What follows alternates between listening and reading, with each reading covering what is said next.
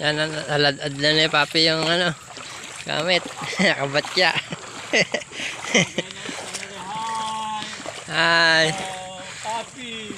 I'm single. Ito si Papi, oh. I'm single, not double. Ang fish hunter.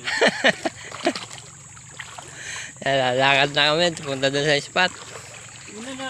Si. Yan, ganito. Pala nilagay ng gamit. Oo nga, ito O daw. yan. So, sa mga nagdadala ng gamit yan, magdala daw kayo mabatya kahit malaki. Ito na naman kami. Lusong.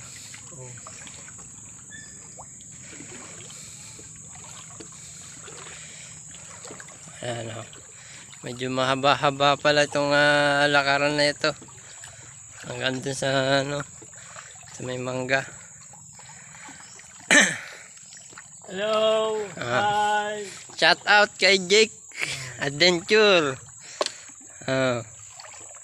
At saka kay Muton Lawing Vlog, no.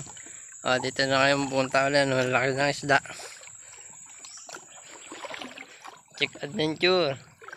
Muton Lawing at kay RSG Adventure. Ayan. Lakad matatag hanggang sa spot.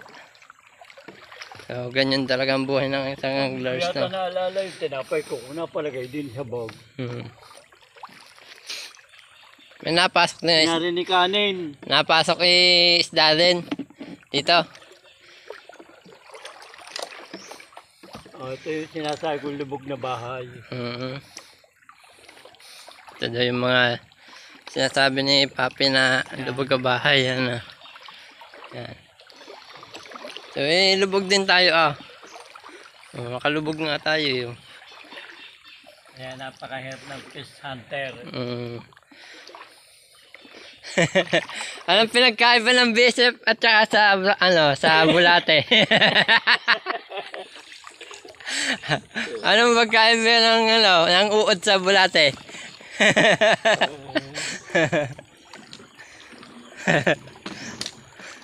Gagayatin na si Kuya Arthur. Yan, nasa tatlo. Kay Marlon Jambaw. At saka kay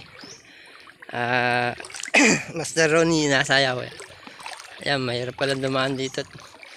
Maraming na niyog.